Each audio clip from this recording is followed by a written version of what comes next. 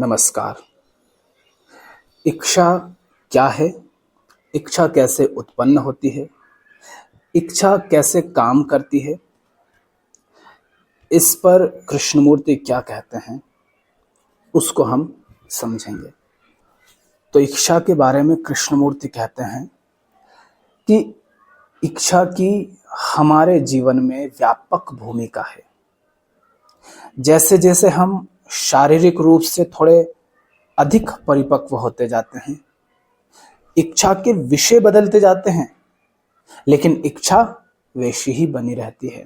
यानी कभी आप छोटे छोटे प्लास्टिक के खिलौने मांगते थे, अब उनसे बड़ी लोहे, स्टील, इन सब से बनी हुई गाड़ियां मांगते हैं।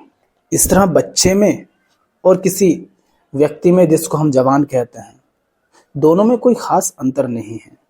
एक को गुड़िया और गुड्डा चाहिए, एक को गर्लफ्रेंड या बॉयफ्रेंड चाहिए। क्या अंतर पड़ा?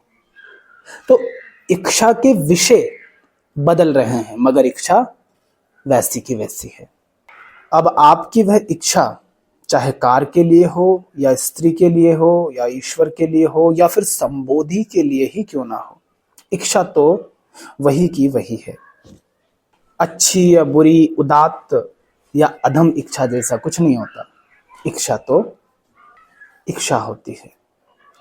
तो कृष्णमूर्ति कहते हैं कि हम इच्छा पर गौर करने जा रहे हैं, और इच्छा की इस जांच पड़ताल में ही आप इसकी प्रकृति को देखना शुरू करते हैं। इसके बारे में आपको एक अंतर्दृष्टि मिलती है, और जब आपको यह अंतर्दृष्टि मिलती है, इसका बोध होता है, तो इच्छा की संरचना के विवरण में जाने की फिर कोई आवश्यकता अथवा अनिवार्यता नहीं रह जाती, क्योंकि फिर वह तो शब्दों का महज खेल होगा। तो आप जानते ही हैं कि इच्छा क्या होती है। ज्यादातर लोगों को तो ये मालूम है कि आखिर इच्छा है क्या, जिसकी हमारे जीवन में इतनी महत्वपूर्ण भूमिका होती है। अधिकतर धार्मिक समूह, विभिन्न धार्मिक समुदायों के पुरोहित सदा से कहते रहे हैं कि इच्छा का दमन करो अथवा उसे रूपांतरित कर दो। रूपांतरित का अर्थ होता है कि अभी तुम जगत में कुछ पाने की इच्छा करते हो, चलो ईश्वर को पाने में लग जाओ, चलो स्वर्ग या जन्नत पाने की दिशा में लग जाओ। कोई कहता है कि यदि तुम ईश्वर की सेवा करना चाहते हो, तो तुम्हारे भीतर इस दुनिया की किसी स्त्री की, किसी पुरुष की इच्छा के लिए कोई जगह नहीं होनी चाहिए। इस तरह की बातें करते हैं कौन? तथाकथित धार्मिक लोग, संगठन, समूह, संप्रदाय, पुरोहित लोग। लेकिन कृष्णमूर्ति कह रहे हैं कि ये तो हमेशा दमन की प्रक्रिया रही है, इच्छा को अनुशासित करने की, मगर हम इच्छा को दबा नहीं रहे हैं। ना हम इच्छा को दबा रहे हैं, ना इससे बच रहे हैं, ना इसे रूपांतरित कर रहे हैं। हम तो इच्छा की प्रकृति की जांच परख कर रहे हैं। इसलिए इससे बचने का, इससे पलायन करने के मकसद से इसे देखने की कोशिश का सवाल ही नहीं पैदा होता। यदि आप इच्छा की प्रकृति को समझ पाए, तो फिर इसे दबाने का या इससे बचने का या फिर इसे तर्क संगत बनाने का कोई मतलब ही नहीं रहेगा। तो हमारा प्रश्न है कि इच्छा क्या है? और ये भी ध्यान रखना, ये जो शब्द है इच्छा, यह शब्द इच्छा वह एहसास, वह प्रतिक्रिया नहीं है। इच्छा शब्द का इस्तेमाल करते समय ये बात आपको बिल्कुल स्पष्ट हो जानी चाहिए कि ये जो शब्द है, ये वह प्रतिक्रिया नहीं है। कौन सी प्रतिक्रिया? जो आपको अनुभव होती है, आपको वो जो एहसास होता है ना, कुछ कमी है, कुछ खालीपन है, वो एहसास ये शब्द नहीं है। इस शब्द के माध्यम से उस खालीपन की तरफ, उस सूनेपन की तरफ इशारा किया जा रहा है। तो आपको सिर्फ शब्द नहीं सुनना है, आपको उस चीज की तरफ ध्यान देना है जो आपके भीतर एक खालीपन, एक सूनेपन, एक अकेलेपन की तरह है। जिसको भरने के लिए फिर आप कुछ चाहते हैं। जैसे पानी, शब्द पानी नहीं है, मगर जब ये शब्द कहा जाता है पानी, तब आपको उस चीज को देखना होता है जिसकी ओर इस शब्द से इशारा किया जा रहा है। उसी तरह से जब इच्छा कहा जाता है तो इच्छा कहकर किसकी ओर इशारा किया जा रहा है, आपको उसे देखना है। और वो देखने के लिए आपको किसी से पूछने जाने की आवश्यकता नहीं है, क्योंकि वो तो आपके साथ घट ही रहा है। अभी आपको कुछ इच्छा उठेगी, कुछ बनने की, कहीं पहुंचने की, कुछ करके दिखाने की, कुछ खाने की, पीने की, कुछ भी हरकत करने की, वो इच्छा ही तो है ना। मतलब कुछ कमी लग रही है, या कुछ असहज लग रहा है, या कुछ दुख है, या पीड़ा है, या असुरक्षा है, वो जो अनुभव है, वो जो एहसास है, जहां से कोई भी गति शुरू होती है, उसे इच्छा कहते हैं। इच्छा कहकर उसकी ओर इशारा किया जा रहा है। हम क्या करते हैं, हम बस शब्दों को सुन लेते हैं, छवियां बना लेते हैं, फिर उस चीज को देखना ही बंद कर देते हैं। कृष्णमूर्ति कहते हैं इस पर कि हमारे जीवन में कितना कम सौंदर्य है। इस देश में खूबसूरत पेड़ हैं, सुहावने बादल हैं, अद्भुत ऑर्किड और अन्य तरह के पुष्प हैं। उनमें जो सौंदर्य है उसे हम कभी देखते ही नहीं। हम तो अपनी ही परेशानियों और समस्याओं में, इच्छाओं और चिंताओं में जरूरत से ज्यादा व्यस्त रहा करते हैं। हम कभी किसी सूर्यास्त को नहीं निहारते, उस प्रकाश के सौंदर्य से आनंदित नहीं होते। हम केवल बाह्य जगत के सौंदर्य की कदर करना ही नहीं विसारते जा रहे हैं, बल्कि जो आंतरिक सौंदर्य है, उस आंतरिक सौंदर्य की उपस्थिति तो संभवतः हम में से किसी के भी जीवन में नहीं, या फिर हम में से बहुत ही थोड़े लोगों के जीवन में है। वह सौंदर्य जो वस्तुओं पर, तस्वीरों पर, मूर्ति शिल्प पर, कहीं किसी सूर्यास्त अथवा किसी वृक्ष पर निर्भर नहीं करता। उस सौंदर्य का आगमन तभी होता है जब आप अगाध प्रेम से, करुणा से भरे होते हैं।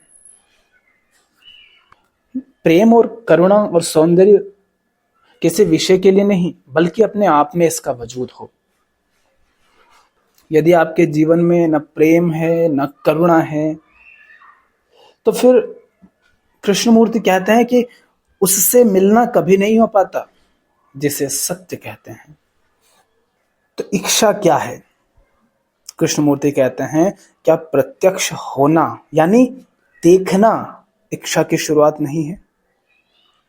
चक्षु बोध यानी आंखों से देखना, अपनी आंखों से देखना, उन फूलों, उन वृक्षों, उन कारों, उन स्त्रियों को देखना, इस संसार को देखना, क्या यही इच्छा की शुरुआत नहीं है? यही है इच्छा की शुरुआत। देखने से, सूंघने से, चखने से, सुनने से इच्छा की शुरुआत होती है। जैसे किसी वृक्ष या मकान या कार या किसी स्त्री को, पुरुष को, या किसी खूबसूरत महल को देखा, फिर उसका स्पर्श किया यानी उससे संपर्क बना, और तब एक तरह की संवेदन, एक तरह की सनसनी का एहसास हुआ। माने उसको कह सकते हो एक तरह के सुख का एहसास हुआ। सबसे पहले आपने किसी चीज के बारे में देखा या सुना, ठीक, फिर आपने उसका स्पर्श किया, माने उससे संपर्क बनाया, किसी तरह आप उससे जुड़े, उससे जुड़ करके आपको एक तरह के सुख का अनुभव होता है। फिर क्या होता है? विचार आपकी एक तस्वीर बनाता है। कैसी? जैसे कोई बगीचा है, या कोई कार है, या कोई व्यक्ति है, उसके स्वामी के रूप में, उसके मालिक के रूप में। जैसे आपने कार देखी, किसी तरह आप उस कार के निकट गए, उसका स्पर्श लिया, माने उसमें कैसा अनुभव होता है, या तो आपने इसको अनुभव किया या इसकी भी कल्पना कर ली, और फिर आपके विचार ने एक तस्वीर रच ली आपकी कि हाँ, ये कार अगर आपके पास होगी तो क्या क्या होगा, कैसा कैसा होगा। समझ रहे हैं? और इस तरह से फिर आपके मन में उस कार, उस गाड़ी, उस मोबाइल, उस कपड़े या उस व्यक्ति को लेकर के कामना उठ जाती है, माने इच्छा उठ जाती है। अब आप उस चीज को पाना चाहते हैं। ये जो अब इच्छा उठी, ये क्या है? इसी को तो इच्छा कह रहे हैं ना, क्योंकि अब आपको उस चीज की कमी महसूस होने लगी। अभी तक उस चीज की कमी महसूस नहीं हो रही थी, लेकिन जैसे ही आपने उस चीज को देखा, अब आपके जीवन में चूंकि वो अनुपस्थित है, तो आपको एक तरह की अपूर्णता का एहसास होगा। अब वहां से इच्छा उठेगी।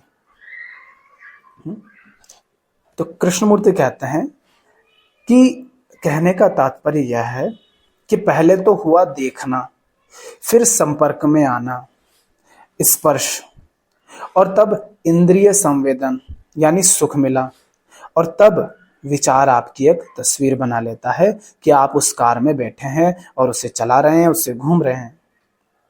तो देखना, संपर्क, संवेदन और विचार कब है? तस्वीर बनाना। तभी इच्छा जन्म लेती है। क्या आप ऐसा देख पा रहे हैं? किसी भी इच्छा को लेकर के, जो भी आपके जीवन में इच्छा है, देखो पहली बार किसी ना किसी तरह उस चीज से आपका संपर्क हुआ होगा। एक समय होगा जब उस चीज की कामना आपके मन में नहीं थी, उस चीज को लेकर के आपको कुछ नहीं पता था, जब आपने उसके बारे में ना सुना था, ना उसको देखा था, ना उसका अनुभव लिया था। लेकिन एक बार जब किसी चीज को आपने देखा या सुना या उसका अनुभव लिया, तो उससे आपको एक सुख का अनुभव होता है, या सुरक्षा का अनुभव होता है, या खालीपन महसूस नहीं होता, अकेलापन महसूस नहीं होता। तो कहीं ना कहीं उसमें आपको एक आराम का अनुभव होता है। इसीलिए फिर आप उस चीज के साथ अपनी एक तस्वीर रच लेते हैं, माने विचार एक तस्वीर रच लेता है। वो काल्पनिक है मगर रच लेता है। जब रचता है तब आप उसे नहीं जानते कि ये तो काल्पनिक है, ऐसा वास्तव में नहीं है। और इसीलिए फिर आप उस चीज की तरफ दौड़ने लगते हैं। वह चीज कुछ भी हो सकती है। किसी व्यक्ति को आप पाना चाहते हो, किसी वस्तु को, किसी नौकरी को, किसी डिग्री को, किसी पहचान को, सम्मान को, पैसा, गाड़ी, महल, कुछ भी। तो कृष्णमूर्ति ऐसा कहते हैं कि जब विचार वह तस्वीर, वह छवि बनाता है, वही इच्छा का आरंभ है। और ये एकदम सीधा सरल तथ्य है। जैसे कोई विज्ञापन आपके सामने आया है ना, या फिर आप बाजार से गुजरे और कोई चमकते दमकते कपड़े आपको दिखे, आपको कोई फ्रॉक दिखी, सलवार सूट दिखा, साड़ी दिखी, गहने दिखे, या फिर पैंट शर्ट टी शर्ट दिखे, जूते दिखे। जैसे ही आपको वो दिखे, तुरंत क्या हुआ? या तो आपने जाकर के उसको देखा, उसका स्पर्श किया, आपने देखा क्या मुलायम है, कितना सुंदर दिख रहा है। फिर क्या होता है? उसमें एक तरह के सुख का आपको एहसास होने लगता है। फिर आप उस चीज के साथ अपनी तस्वीर बना लेते हैं, माने आपके भीतर जो विचार चल रहे हैं वो एक तस्वीर रच के खड़ी कर देते हैं कि भैया ऐसा ऐसा दिखोगे, ऐसा ऐसा अनुभव होगा, जब ये पहनोगे तो लोग इस तरह से पूछेंगे, इस तरह से सेल्फी लेंगे, इस तरह से देखेंगे तुम्हें, तुम पर ध्यान देंगे, और उसमें बड़ा मजा आएगा आपको। ये सारा खेल कहाँ चल रहा है? विचार के तल पर। और आप उसके झूठ को देख ही नहीं पाते कि ये सिर्फ कल्पना की जा रही है, हकीकत वैसी है नहीं, तथ्य बिल्कुल अलग है। और इसका अनुभव आपने जीवन में लिया है। इतनी बार तो आपने कुछ खरीदा है, कुछ बेचा है, कुछ पाया है, इच्छाओं के पीछे दौड़े हैं, इच्छा पूर्ति की है, आपने पाया है कि हर बार धोखा खाया है, मगर फिर भी आप उसके पीछे दौड़ते हैं। तो जैसे ही आपने, माने विचार ने वो तस्वीर रची, वहीं से फिर इच्छा की शुरुआत हो जाती है, इच्छा का जन्म होता है। कृष्णमूर्ति आगे कहते हैं कि अपने उन तमाम संस्कारों और मान्यताओं को एक तरफ हटा दीजिए जिनके अनुसार आपको इच्छा बिल्कुल नहीं करनी चाहिए। आपको सिखाया गया है ना कि इच्छा नहीं करनी चाहिए, और कुछ इच्छाएं हैं वो आपको जरूर करनी चाहिए। इस तरह की बातें जो आपको सिखाई गई है, या इच्छा को लेकर के जो भी आपकी पहले से मान्यता है, फिलहाल उनको एक तरफ रख दो और जो भी हम बात कर रहे हैं उसको ध्यान दो। तो कृष्णमूर्ति ऐसा कह रहे हैं कि क्या ऐसा हो सकता है कि हम देखने, संपर्क होने, संवेदन घटित होने की इस सच्चाई को समझें, इसको सीखें और सिर्फ इसी के साथ ठहर जाएं, मतलब कि विचार को वह तस्वीर ना रचने दे। हमने क्या देखा अभी कि सबसे पहले हम कुछ देखते हैं, कुछ सुनते हैं, फिर उसको देख करके एक सुख हम अनुभव करते हैं और फिर वो जो चीज है उसको हमने हासिल कर लिया, ऐसी एक तस्वीर रचते हैं। माने विचार एक तस्वीर रचता है। तो क्या उस तस्वीर को रचने से पहले ही हम ठहर सकते हैं? हम क्या उस चीज को सीधे देख सकते हैं? क्योंकि तस्वीर तो बस एक कल्पना है। अगर आप ऐसा कर पाते हैं, जब इच्छा उठती है तब तुरंत यदि आप उसके प्रति सजग हो पाते हैं और देख पाते हैं कि ये छवि एक तरफ रहे, पहले सीधा देखूंगा। कृष्णमूर्ति कहते हैं कि अगर आपने इच्छा की प्रकृति को सचमुच देख लिया है कि इसका उदय कैसे होता है, अगर आपने इसे एक बार भी सच में देख लिया है, तो फिर इच्छा के दमन का, इसे नियंत्रित करने का या इसे परिवर्तित करने की कोशिश का कोई मतलब ही नहीं रहेगा। फिर ना तो दमन करने की आवश्यकता है, ना इसको रूपांतरित करने की आवश्यकता है, ना ही इसको नियंत्रित करने की आवश्यकता है। अब आपने तथ्य को देख लिया ना, आपने समझ लिया है कि इच्छा कैसे उपजती है, और अगर आप उस पल में जागरूक रहते हैं, उस पल में, कौन से पल में? जब विचार वह तस्वीर, वह छवि बना रहा हो, तब यदि आप अपना पूरा अवधान, पूरा ध्यान देते हैं, तो इच्छा को ना तो दबाने का, ना उससे बचने का, और ना ही उसे तर्कसंगत ठहराने का सवाल बचता है। एक बात और कहूं, यदि आप ये देख पाएं कि जिस चीज, जिस वस्तु, व्यक्ति इत्यादि की कल्पना आप कर रहे हैं, जिस चीज को पा करके मस्त हो जाने की आप तस्वीर बना रहे हैं, कल्पना कर रहे हैं, उसी चीज को या उसी तरह की चीज को पा करके क्या अन्य लोग सचमुच मस्त हो गए? क्या वो शांत हुए? क्या उनको मुक्ति मिली? क्या उनका खालीपन, उनकी बेचैनी मिटी? क्या उनको जो एक कमी महसूस होती थी वो बंद हो गई, या अभी भी वे दौड़ रहे हैं? जिस चीज को हासिल करके फलाने व्यक्ति को चैन नहीं मिला, उसको पाकर के मुझे कैसे चैन मिल जाना है? और यदि ऐसा है, ये तथ्य है, तो फिर मैं ये रंगीन छवियां क्यों रच रहा हूं? अगर आप ऐसा देख पाए सचमुच, तो फिर वो व्यर्थ की कल्पना आप नहीं करेंगे, फिर आप तथ्य में जिएंगे। और इच्छा जो भी है उसको लेकर के कोरी कल्पना समाप्त हो जाती है। फिर उसको दबाना नहीं पड़ता, नियंत्रित नहीं करना पड़ता। फिर आप जानते हैं कि फलानी चीज है, उससे क्या मिल सकता है और क्या नहीं, उसको सीधे देख लेते हैं। थोड़ी देर के लिए वो जो आपने छवि बना ली है ना, किसी भी वस्तु या व्यक्ति इत्यादि को हासिल कर लेने के बाद की, और उससे किस तरह सुख मिल रहा है, उस सुख की जो आपने कल्पना की है ना, उस सुख को और उस छवि को एक तरफ रखो और फिर सीधे देखो, अन्यथा आप भटकते रह जाएंगे। बहुत बड़ा है ये संसार जो आपको दिखाई दे रहा है। इस संसार में बहुत कुछ है, किस किस चीज के पीछे दौड़ोगे, क्या क्या हासिल करोगे, क्या क्या बनोगे, क्या क्या करके दिखाओगे, किस किस को करके दिखाओगे। हर समय कोई कमी महसूस होगी, कोई विज्ञापन आएगा, आप में एक कमी दिखा करके चला जाएगा, आपको हीनता महसूस करा करके चला जाएगा।